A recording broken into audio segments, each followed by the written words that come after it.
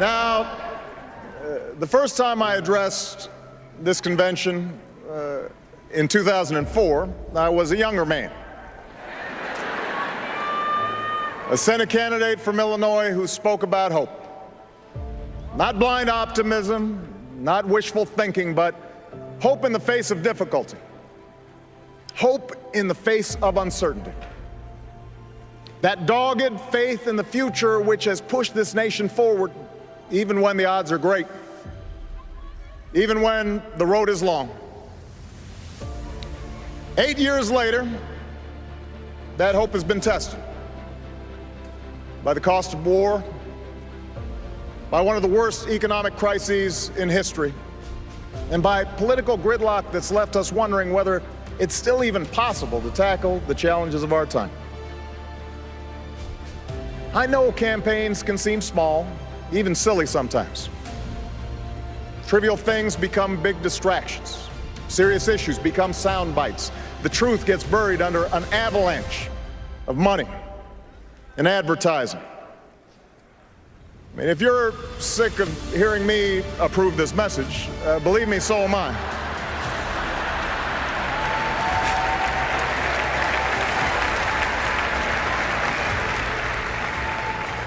But when all is said and done, when you pick up that ballot to vote, you will face the clearest choice of any time in a generation. Over the next few years, big decisions will be made in Washington on jobs, the economy, taxes and deficits, energy, education, war and peace. Decisions that will have a huge impact on our lives and on our children's lives for decades to come. And on every issue, the choice you face won't just be between two candidates or two parties. It will be a choice between two different paths for America. A choice between two fundamentally different visions for the future. Ours is a fight to restore the values that built the largest middle class and the strongest economy the world has ever known.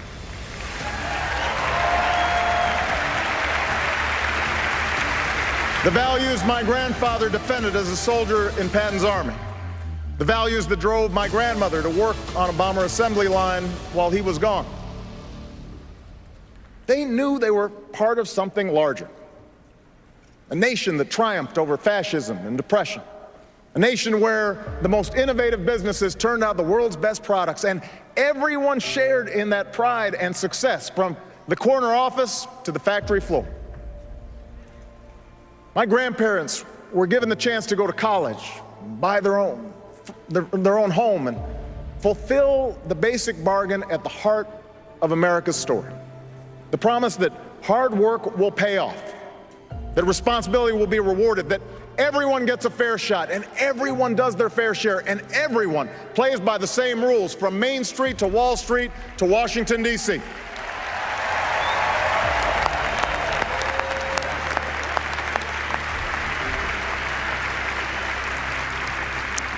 And I ran for president because I saw that basic bargain slipping away. I began my career helping people in the shadow of a shuttered steel mill at a time when too many good jobs were starting to move overseas. And by 2008, we had seen nearly a decade in which families struggled with costs that kept rising, but paychecks that didn't. Folks racking up more and more debt just to make the mortgage or pay tuition, put gas in the car or food on the table. And when the house of cards collapsed in the Great Recession, millions of innocent Americans lost their jobs, their homes, their life savings, a tragedy from which we're still fighting to recover. Now, our friends down in Tampa at the Republican convention were more than happy to talk about everything they think is wrong with America. But they didn't have much to say about how they'd make it right. They want your vote, but they don't want you to know their plan. And that's because all they have to offer is the same prescriptions they've had for the last 30 years. Have a surplus? Try a tax cut. Deficit too high? Try another. Feel the cold coming on? Take 2 tax cuts, roll back some regulations, and call us in the morning.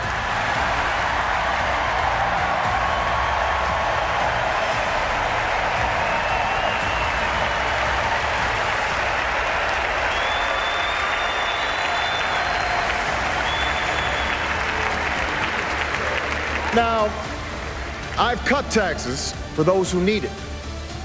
Middle-class families, small businesses. But I don't believe that another round of tax breaks for millionaires will bring good jobs to our shores or pay down our deficit. I don't believe that firing teachers or kicking students off financial aid will grow the economy or help us compete with the scientists and engineers coming out of China. After all we've been through, I don't believe that rolling back regulations on Wall Street will help the small businesswoman expand or the laid-off construction worker keep his home. We have been there. We've tried that, and we're not going back. We are moving forward, America.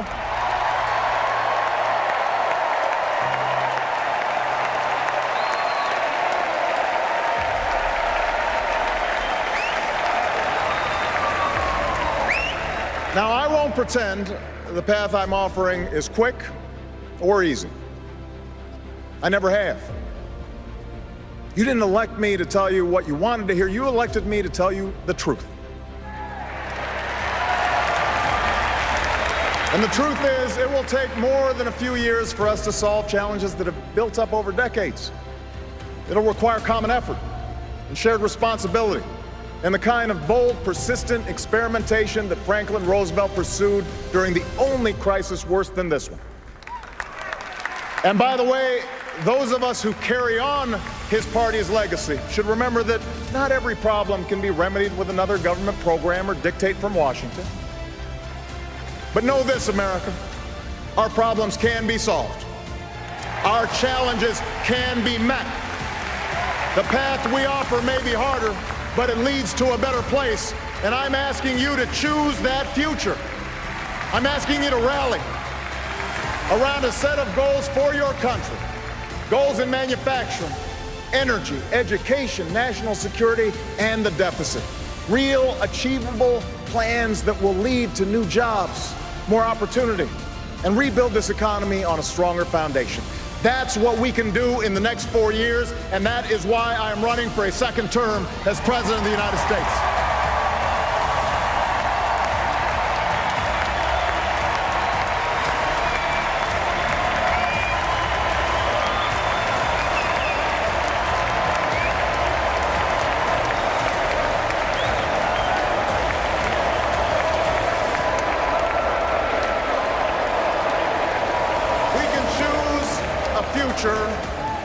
Where we export more products and outsource fewer jobs. After a decade that was defined by what we bought and borrowed, we're getting back to basics and doing what America's always done best. We are making things again. I've met workers in Detroit and Toledo who feared they'd never build another American car.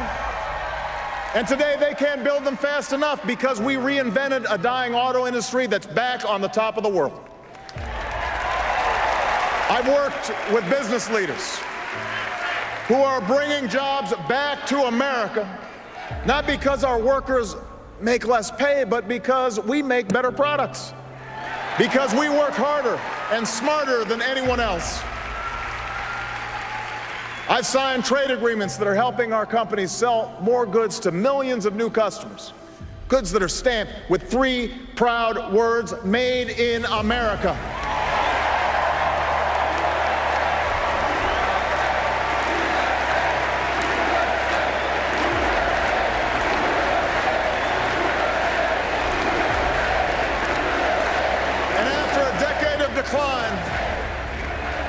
This country created over 500,000 manufacturing jobs in the last 2.5 years. And now you have a choice. We can give more tax breaks to corporations that ship jobs overseas, or we can start rewarding companies that open new plants and train new workers and create new jobs here in the United States of America.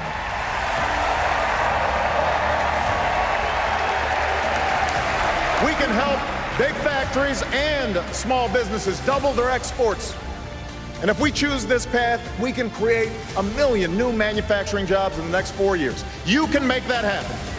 You can choose that future. You can choose the path where we control more of our own energy. After 30 years of inaction, we raised fuel standards so that by the middle of the next decade, cars and trucks will go twice as far on a gallon of gas. We have doubled our use of renewable energy, and thousands of Americans have jobs today building wind turbines and long-lasting batteries. In the last year alone, we cut oil imports by 1 million barrels a day, more than any administration in recent history. And today, the United States of America is less dependent on foreign oil than at any time in the last 2 decades.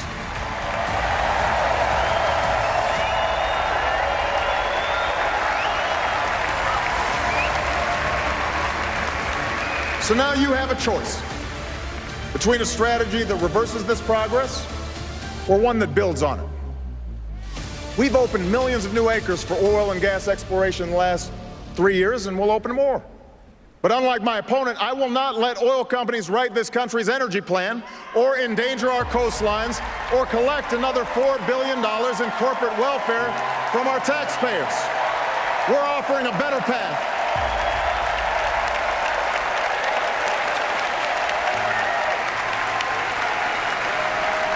We're offering a better path,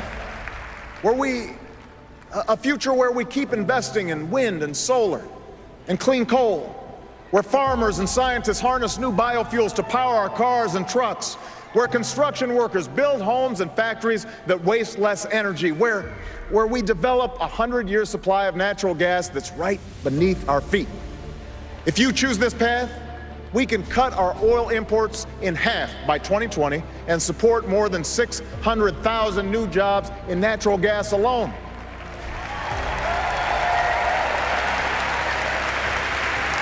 And yes, my plan will continue to reduce the carbon pollution that is heating our planet, because climate change is not a hoax. More droughts and floods and wildfires are not a joke. They are a threat to our children's future, and in this election, you can do something about it.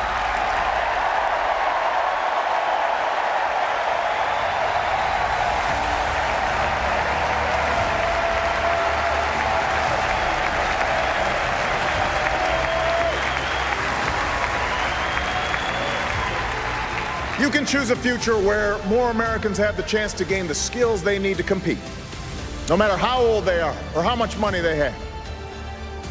Education was the gateway to opportunity for me. It was the gateway for Michelle. It was the gateway for most of you.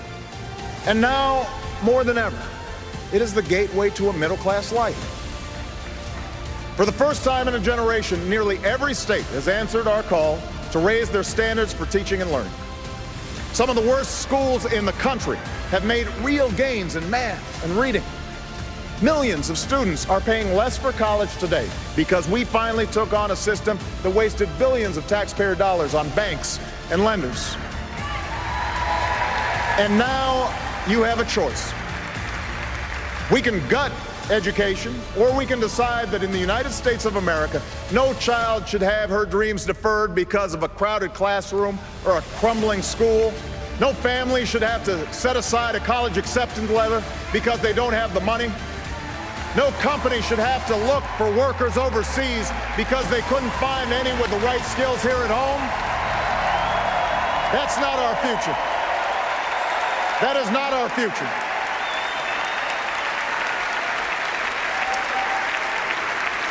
A government has a role in this, but teachers must inspire, principals must lead, parents must instill a thirst for learning, and students, you got to do the work. And together, I promise you, we can out-educate and out-compete any nation on earth. So help me recruit 100,000 math and science teachers within 10 years and improve early childhood education. Help give 2 million workers the chance to learn skills at their community college that will lead directly to a job. Help us work with colleges and universities to cut in half the growth of tuition costs over the next 10 years. We can meet that goal together. You can choose that future for America.